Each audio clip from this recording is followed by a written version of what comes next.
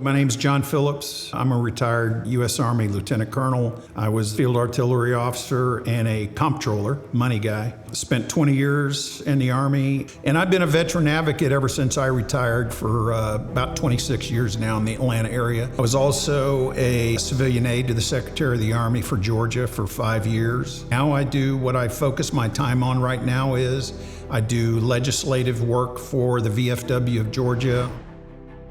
HB 108, as it stands today, does not have four really key areas. One is accountability of whoever the veteran signs an agreement with that they will help them out. There's no accountability. There's no accreditation. So there's actually federal law that says anybody that does this type of work has got to be accredited. The other thing is limits on what is being charged. So the way the bill is right now, it's charged 5 times. And then the last one is penalties.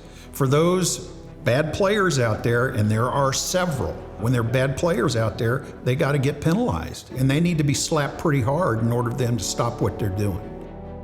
My name is Bill Miles. I'm the Department of Georgia Veterans of Foreign Wars State Commander. I was elected in June of this year, and I will hold the position till the second weekend in June next year. And I have the honor of holding that position. I'm a Desert Storm, Desert Shield veteran. I served in Afghanistan and 4 tours in Iraq. I also served in Bosnia and Kosovo, which qualifies me for the VFW.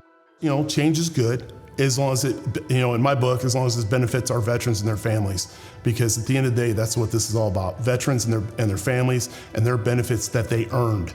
Not that they deserve, they earned. You have plenty of resources already of accredited service officers who can walk that veteran and their family through the process and get them the benefits they earned. To me, it's very important to protect our veterans and their families so they know up front that there are free services. And if they choose to go with a company outside of Georgia Department of Veteran Services, great.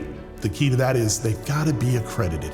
If they're not accredited, we're not doing just our veterans and their families. My name is Robert Capavilla. I'm the CEO of Capavilla Williams. We are proud to represent our veterans and our service members all across the country.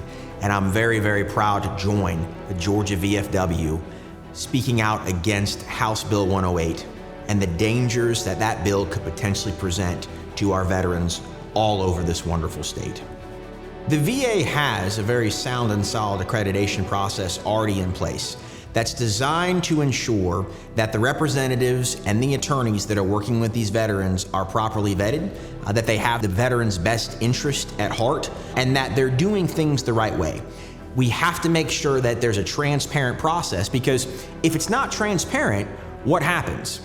The veteran will get taken advantage of. They will come out of pocket for things they shouldn't come out of pocket. They will pay for things they shouldn't have to pay for. At Capavilla Williams, we have a lot of our folks, if they're not veterans, they're married to an active duty service member, they're married to a veteran. The sacrifice that the families put in is tremendous. You move every 3 or 4 years.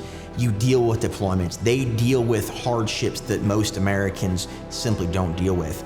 And so we have to understand that when we're talking about legislation that deals with veterans and veterans benefits, it's important to get it right, and it's important to put the interests of those veterans and their families above everything else. That's got to be number one.